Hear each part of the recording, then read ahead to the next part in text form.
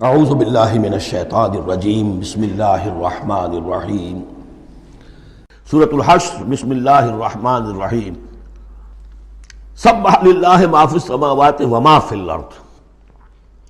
سورہ حدید اس سے ایک لفظ میں بڑھ گیا، صرف وہاں تھا سبح للہ ما فی السماوات والارض، یہاں ما فی کا اضافہ، تسبیح کرتی ہے اللہ کی ہر وہ شے جو آسمانوں میں ہے اور ہر وہ شے جو زمین میں ہے. گویا کہ ایمفیسس بڑھ گیا. باقی وہی دو اسماء گرامی اللہ کے، وہو العزیز الحکیم، وہ العزیز ہے، زبردست ہے، اس کا اختیار مطلق ہے، اس میں کوئی چیکس اینڈ بیلنسز نہیں ہے، لیکن حکیم ہے، کمال حکمت والا.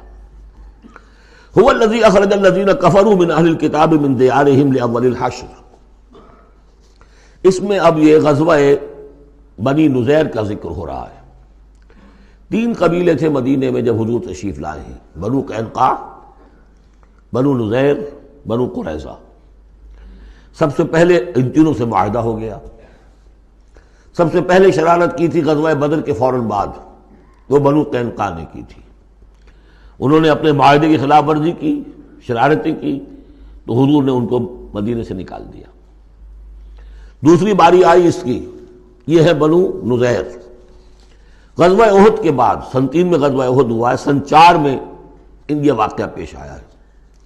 انہوں نے، ان کا ایک سردار تھا کعب ابن اشرف، اس نے بڑی ریشہ دوانی شروع کی. قریش کے ساتھ سلسلہ جنبانی ہو رہا ہے، خود بھی گیا کسی طریقے سے. ہم تو، ہماری جان ضیق میں آ گئی ہے، محمد آ گئے وہاں پر، آپ کی قوم کے لوگ ہیں، اب آپ ہی ہمیں ہماری جان ان سے چھڑائیں اور آپ لوگ حملہ کریں، ہم اندر سے مدد کریں گے.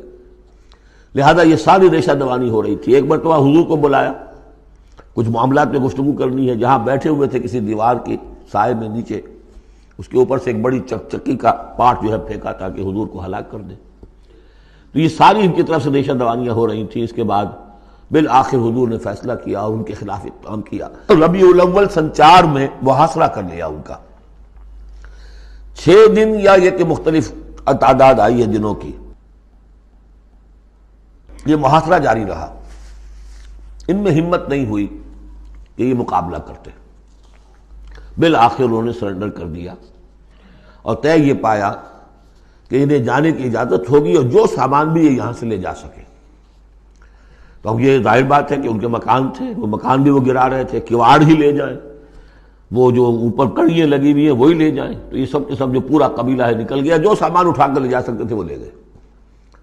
وہ تیسرا معاملہ جو ہوا پھر وہ بنو قریظہ کا ہوا، وہ غزوہ احزاب کے بعد ہوا، وہ ہم پڑھ چکے ہیں سورہ احزاب کے اندر.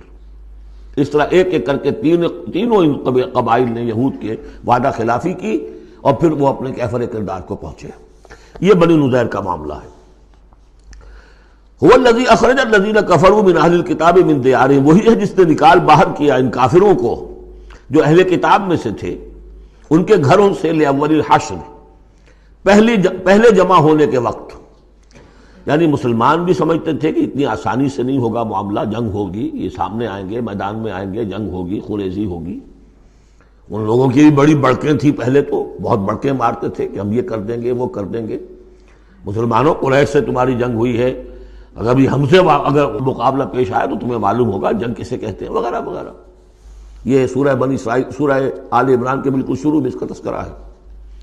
لیکن یہ کہ اول الحشر، یا تو اس کا مطلب یہ ہے کہ پہلی ہی مرتبہ جمع ہوئے ہیں مسلمانوں نے، آ کے محاصرہ کیا اور یہ نکل آئے اور ہتھیار رکھ دیے، یا اس سے مراد یہ ہے کہ پہلی مرتبہ تو یہ یہاں سے اب نکالے جا رہے ہیں، پھر ایک وقت آئے گا کہ یہ خیبر سے بھی کھدیڑے جائیں گے. حضرت عمر کے زمانے میں تو جزیرہ نما عرب کو خالی کرا دیا گیا عیسائیوں سے اور یہودیوں سے. پھر ایک اور حشر ہونے والا ہے، وہ قیامت کا حشر ہے. تو اول الحشر یہ ہے جو ہوا ہے، ان کے ساتھ پیش آیا. ما ظننتم ان یخرجوا، مسلمانوں تمہارا بھی گمان یہ نہیں تھا کہ وہ نکل جائیں گے اتنی آسانی سے. وظنوا، اور ان کا بھی یہ یقین تھا، انہم مانعتہم حصونہم، کہ ان کے جو قلعے ہیں وہ انہیں بچا لیں گے، ان کی حفاظت کریں گے، من اللہ، اللہ سے. فَأَتَاهُمُ اللَّهُ مِنْ حَيْثُ لَمْ يَحْتَسِبُوا، تو اللہ نے تو ان پر حملہ کیا وہاں سے جہاں سے انہیں گمان ہی نہیں تھا. یعنی ان کے دلوں میں رعب ڈال دیا. باہر سے کچھ کرنے کی ضرورت نہیں اللہ کو، اللہ نے ان کے دلوں میں خوف پیدا کر دیا. وَقَذَفَ فِي قُلُوبِهِمُ الرُّعْبَ، ان کے دلوں میں اللہ تعالیٰ نے رعب جو ہے وہ ڈال دیا. یخربون بیوتہم، اب دیکھ لو وہ خود اپنے گھر جو ہیں ان کی تخریب کر رہے ہیں، توڑ رہے ہیں، کوئی کیواڑ نکالنے کو، کوئی کھڑکی نکالنے کو، کوئی چوکھٹ نکالنے کو، کوئی اور اوپر کے جو ہے کڑیاں اور شہتیر لے جانے کے لیے. یخربون بیوتہم بایدیہم، اپنے ہاتھوں سے بھی تخریب ہو رہی ہے، وایدی المومنین، اور اہل ایمان کے ہاتھوں سے بھی. فاعتبروا یا اولی الابصار، تو اے آنکھوں والو عبرت حاصل کرو. یہ گویا کہ سنایا جا رہا ہے بنو قریظہ کو بھی کہ اب تم رہ گئے ہو، ایک رہ گیا، عبرت حاصل کرو. ولولا ان كتب اللہ علیہم الجلاء، اگر اللہ تعالیٰ نے پہلے سے یہ لکھ نہ دیا ہوتا کہ ان کو جلا وطن کیا جائے گا، لعذبہم فی الدنیا، تو انہیں اور سخت عذاب دیتا دنیا کی زندگی میں. ولہم فی الآخرۃ عذاب النار، اور آخرت میں تو ان کے لیے آگ کا عذاب ہے ہی. ذالک بانہم شاقوا اللہ ورسولہ، یہ اس لیے کہ انہوں نے اللہ اور اس کے رسول سے مخالفت کی، زدم زدہ کی. ومن یشاق اللہ فإن اللہ شدید العقاب، اور جو اللہ کے ساتھ، تو اس کے ساتھ زدم زدہ کرے، اللہ کے ساتھ اللہ کی مخالفت پر کمر کس لے، تو تم سن لو کہ اللہ تعالیٰ تو پھر سزا دینے میں بہت سخت ہے. ما قطعتم من لینۃ او ترکتموها قائمۃ علی اصولھا، جو بھی تم نے لینا، یہ ایک خاص قسم کے کھجور کا درخت ہوتا تھا لینا، ان کے جو یہ گڑھیاں تھیں، ان کے جو مکان تھے، حویلیاں تھیں، ان کے چاروں طرف جو ہے کھجوروں کے اس طرح کی باڑ سی جیسے لگی ہوئی تھی، ایک طرح کی فصیل کھجوروں کا درخت گھنے. تو جب مسلمانوں نے محاصرہ کیا تو بعض جگہوں سے انہوں نے کھجور کے یہ درخت کاٹے، اس لیے کہ حملہ کرنے کے لیے پر کھلی جگہ چاہیے تھی.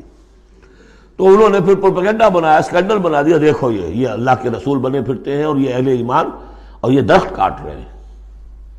تو یہاں اللہ تعالیٰ نے اہل ایمان کے اس اقدام کی طرف اس کا جواز عطا فرمایا ہے کہ یہ تم نے صحیح کیا، تو غلط کام نہیں کیا. ما قطعتم من لینۃ او ترکتموها، تم نے جو بھی وہ کھجور کے درخت کاٹے یا جو بھی تم نے چھوڑ دیے انہیں، قائمۃ علی اصولھا، جو اپنی جڑوں پر کھڑے ہوئے ہیں اب بھی، فباذن اللہ، یہ سب اللہ کے اذن سے ہوا ہے.